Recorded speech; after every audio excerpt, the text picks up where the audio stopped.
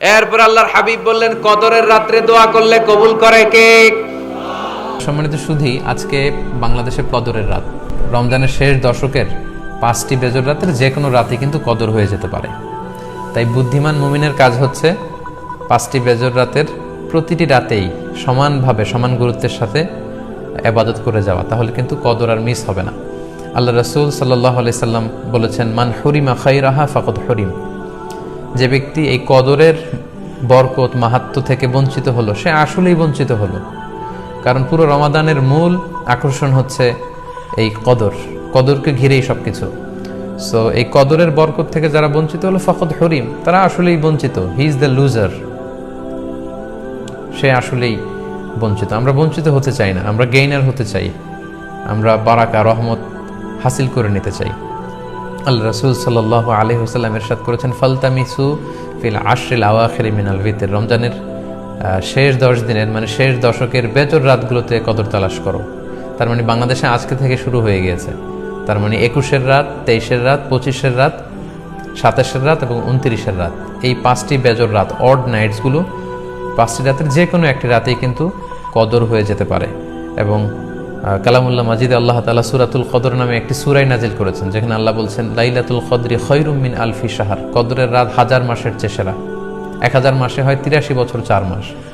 তার মানে আজ রাতে যদি আমরা ইবাদতের মধ্য দিয়ে এই রাত্রি কাটাতে পারি, তাহলে 83 বছর 4 মাস ইবাদত করলে যে পরিমাণে সওয়াব পাওয়া যাবে, আল্লাহ তাআলা ঠিক ওই পরিমাণে সওয়াব দিবেন, এটা আল্লাহ বলেননি। আল্লাহ বলেছেন খায়রুম মিন আলফি শাহর, তার চেয়েও বেশি পরিমাণ সওয়াব, ব্লেসিংস, মাহাত্ম্য আমরা অর্জন করতে পারবো। এবং সালামুন হিয়া হাত্তা মাতলাইল ফজর, ফজর পর্যন্ত, রাত থেকে মাগরিবের আজান থেকে শুরু করে ফজর পর্যন্ত পুরো সময়টাই কিন্তু কদরের বরকতময় রাত।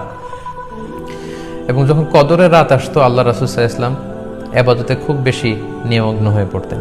সারা বছরের কখনো রাসূল সাল্লাল্লাহু আলাইহি ওয়াসাল্লাম সারা রাত জেগে ইবাদতের কোনো নজির পাওয়া যায় না, শুধু কদরের এই রাতগুলো ছাড়া বা রমজানের শেষ 10 দিনের এই সময়টুকুন ছাড়া। হাদিস শরীফে এসেছে, ইদা জা আল আশরা আহিয়াল লাইলা ওয়া আইকাযা আহলা ওয়া জাদ্দা ওয়া শাদ্দাল মিইসার। রমজানের শেষ দশক যখন আসতো, আল্লাহ রাসূল সাল্লাল্লাহু আলাইহি ওয়াসাল্লাম সারা রাত জেগে ইবাদত করতেন, সারা রাত দাঁড়িয়ে দাঁড়িয়ে তিনি ইবাদত করতেন।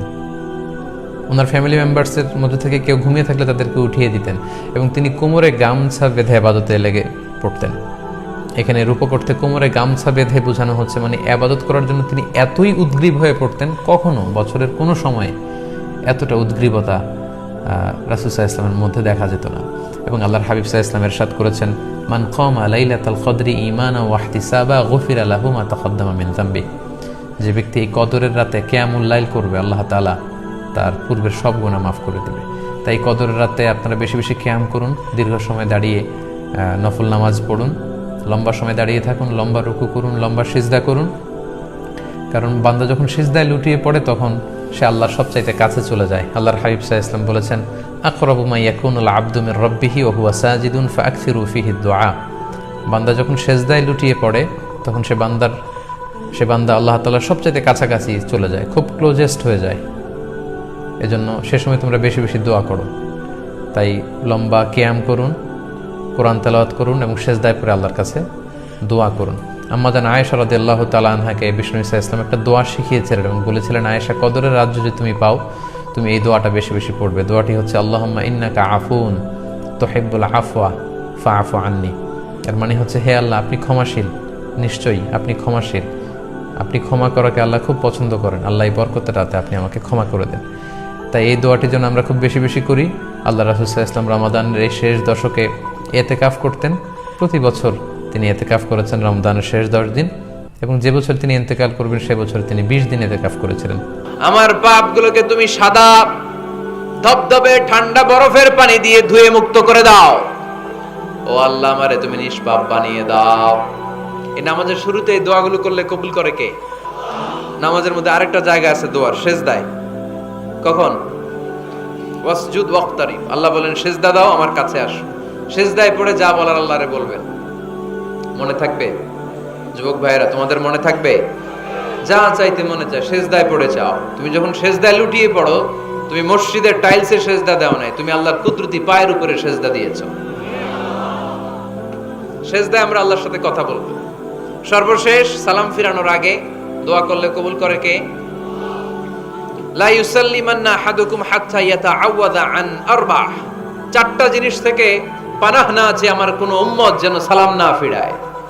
সবাই যেন পড়ে আল্লাহুম্মা ইন্নী আউযু বিকা মিন আযাবিল কবর, আউযু বিকা মিন আযাবি জাহান্নাম, আউযু বিকা মিন ফিতনাতিল মাহইয়া ওয়াল মামাত, আউযু বিকা মিন ফিতনাতিল মাসিহিদ দাজ্জাল। পড়েন আমিন। দোয়া মাসুরা পড়ে এই দোয়াটা পড়ে সালাম ফিরাবেন, কবুল করবে কে? জুমার দিনে, আজকে কি বার? আজকেই তো জুমাবার। এই জুমার দিনে আল্লাহর হাবিব বলেন একটা সময় আছে, ওই সময় বান্দা যাই চায় আল্লাহ তাই দেয়। ওই সময়টা কখন? এই নিয়ে মুহাদ্দিসিন একরামদের মধ্যে ইখতিলাফ। সবচেয়ে গ্রহণযোগ্য মত হচ্ছে আসরের পর থেকে শুরু করে সূর্য ডোবার আগ পর্যন্ত, ওই মুহূর্তে দোয়া করবেন। এই সময়গুলো নোট করে রাখবেন, এই সময় চাইলেই আল্লাহ দিয়ে দেয়। এরপর আল্লাহর হাবিব বললেন কদরের রাত্রে দোয়া করলে কবুল করে কে? আমরা বাংলাদেশে শুধু 27 পালন করি, বাকি 5 দিনের খবর নাই। এরকম আছে না নাই? 21, 23, 25, 27, 29 এই 5টা বেজোর রাতে, যে কোনো রাতে কদর হয়ে যেতে পারে। আমরা নামাজ পড়ি কোন রাতে? 27।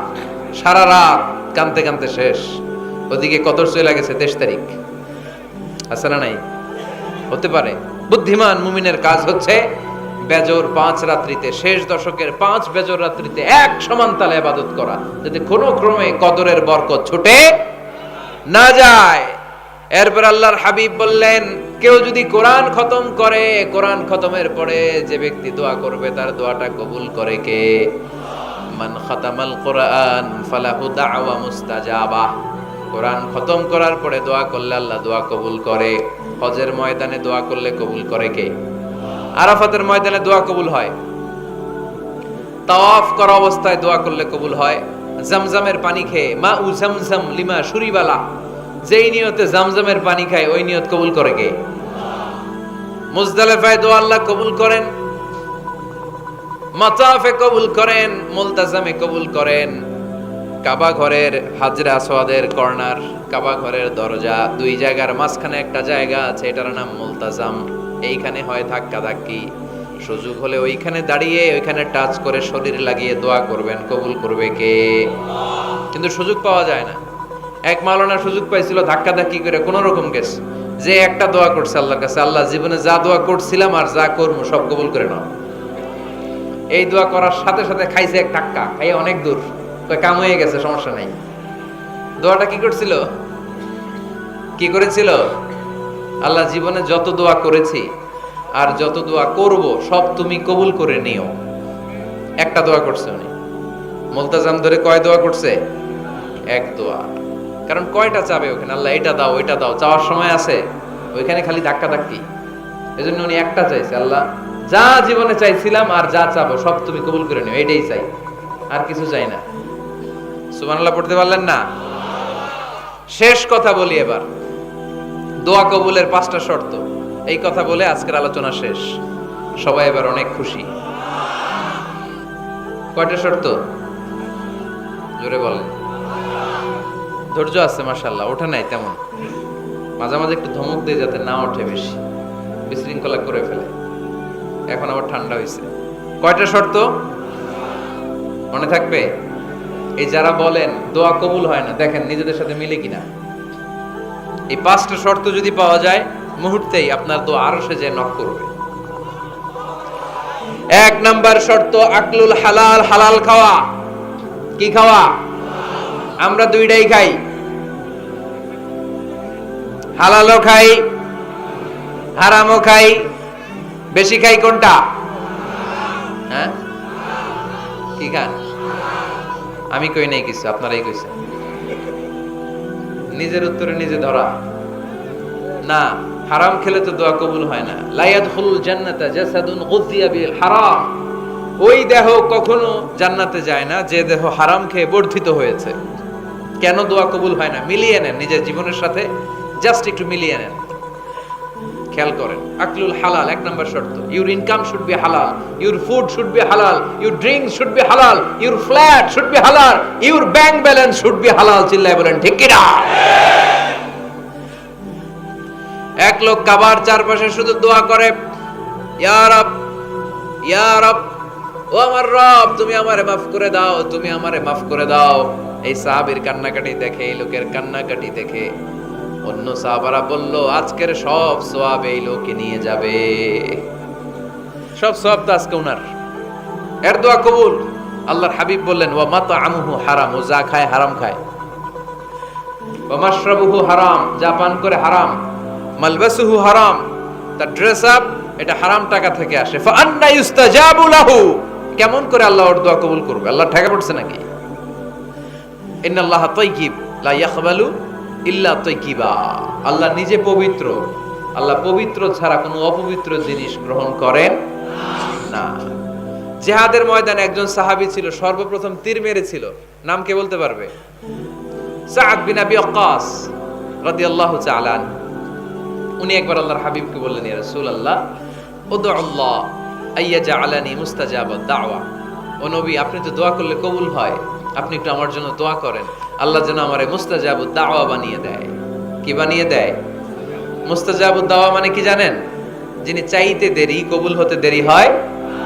আল্লাহর হাবিব বললেন, ইয়া সাআদ, হে সাআদ, আতিব মাতআমাক তাকুন মুস্তাজাবুদ দাওয়া। সাআদ,